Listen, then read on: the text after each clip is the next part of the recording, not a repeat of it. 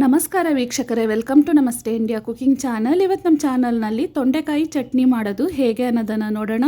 1/4 kg ತೊಂಡೆಕಾಯಿಯನ್ನು ತೊಳೆದು ಈ ರೀತಿ ಕಟ್ ಮಾಡಿ ಇಟ್ಕೊಂಡಿದ್ದೀನಿ. ಕಡಾಯಿನಲ್ಲಿ 2 ಟೇಬಲ್ ಸ್ಪೂನ್ ಎಣ್ಣೆಯನ್ನು ಹಾಕಿ ಇದರಲ್ಲಿ 1 ಸ್ಪೂನ್ ಉದ್ದಿನಬೇಳೆ, 1 ಸ್ಪೂನ್ ಕಡಲೆಬೇಳೆಯನ್ನು ಹಾಕಿ ಸ್ಟವನ್ನು ಲೋ ಫ್ಲೇಮ್ನಲ್ಲಿ ಇಟ್ಟು ಲೈಟ್ ಕಂದು ಬಣ್ಣ ಬರೋವರೆಗೂ ಇದನ್ನು ಹುರಿಬೇಕು. ಇದಾದಮೇಲೆ 2 ಹಸಿರು ಮೆಣಸಿನ್ಕಾಯಿ, 2 ಒಣಮೆಣಸಿನ್ಕಾಯನ್ನು ಹಾಕ್ತಾ ಇದ್ದೀನಿ. ಇದನ್ನು ಸ್ವಲ್ಪ ಬಾಡಿಸಿದ್ಮೇಲೆ 1 ದೊಡ್ಡ ಸೈಜ್ನ ಈರುಳ್ಳಿಯನ್ನು ಕಟ್ ಮಾಡಿ ಹಾಕಿದ್ದೀನಿ. ಇದ್ರ ಜೊತೆಗೆ ಬೆಳ್ಳುಳ್ಳಿ ದೊಡ್ಡದಾಗಿದ್ದರೆ 1 ಹಾಕಿ, ಸಣ್ಣದಾಗಿದ್ದರೆ 1.5 ಬೆಳ್ಳುಳ್ಳಿಯನ್ನು ಹಾಕಬೇಕು. ಈರುಳ್ಳಿಯ ಬಣ್ಣ ಸ್ವಲ್ಪ ಬದಲಾದ್ಮೇಲೆ ಕಟ್ ಮಾಡಿರುವ ತೊಂಡೆಕಾಯಿಯನ್ನು ಹಾಕ್ತಾ ಇದ್ದೀನಿ.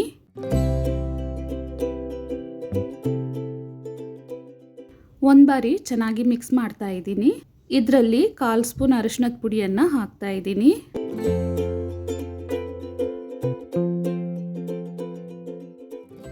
ಒಂದು ನಿಮಿಷದವರೆಗೂ ಇದನ್ನು ಬಾಡಿಸಿದ್ಮೇಲೆ ದೊಡ್ಡದಾದ 1 ನಾಟಿ ಟೊಮೆಟೊವನ್ನು ಕಟ್ ಮಾಡಿ ಹಾಕ್ತಾ ಇದ್ದೀನಿ.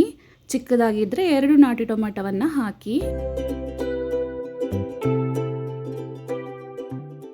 ಇದನ್ನು 2 ರಿಂದ 3 ನಿಮಿಷ ಚೆನ್ನಾಗಿ ಬಾಡಿಸಿದ್ಮೇಲೆ 1 ದೊಡ್ಡ ಲೋಟದ ಅರ್ಧದಷ್ಟು ನೀರನ್ನು ಹಾಕ್ತಾ ಇದ್ದೀನಿ.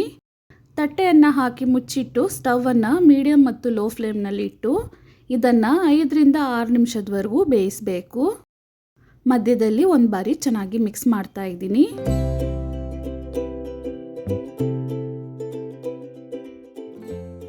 ತೊಂಡೆಕಾಯಿಯಲ್ಲಿ ಹಾಕಿದ್ದ ನೀರು ಪೂರ್ತಿ ಡ್ರೈ ಆಗಿದೆ. ಸ್ಟವನ್ನು ಆಫ್ ಮಾಡಿ 1 ಮುಷ್ಟಿಯಷ್ಟು ಕೊತ್ತಂಬರಿ ಸೊಪ್ಪನ್ನು ಹಾಕ್ತಾ ಇದ್ದೀನಿ. ಆ ಬಿಸಿನಲ್ಲೇ ಒಂದು ಬಾರಿ ಚೆನ್ನಾಗಿ ಮಿಕ್ಸ್ ಮಾಡಬೇಕು. ಚಟ್ನಿಗೆ ಬೇಕಾದಷ್ಟು ಕಲ್ಲುಪ್ಪನ್ನು ಹಾಕ್ತಾ ಇದ್ದೀನಿ.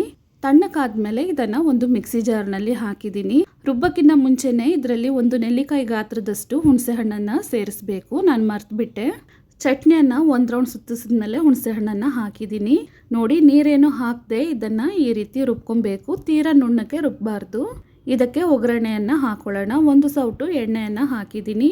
ಎಣ್ಣೆ ಬಿಸಿ ಆದಮೇಲೆ ಅರ್ಧ ಸ್ಪೂನ್ ಸಾಸಿವೆ ಸಿಡಿದಾದ್ಮೇಲೆ ಅರ್ಧ ಸ್ಪೂನ್ ಜೀರಿಗೆ ಸ್ವಲ್ಪ ರೋಸ್ಟ್ ಆದಮೇಲೆ ಸ್ಟವನ್ನು ಆಫ್ ಮಾಡಿ ಇದರಲ್ಲಿ 4 ರಿಂದ 5 ಎಲೆ ಕರಿಬೇವಿನ ಸೊಪ್ಪು, 4 ಒಣಮೆಣಸಿನ್ಕಾಯನ್ನು ಹಾಕಿ ಇದ್ರ ಬಣ್ಣ ಬದಲಾದ್ಮೇಲೆ ಈ ಒಗ್ಗರಣೆಯನ್ನು ಚಟ್ನಿಯಲ್ಲಿ ಹಾಕಿ ಚೆನ್ನಾಗಿ ಮಿಕ್ಸ್ ಮಾಡ್ತಾ ಇದ್ದೀನಿ.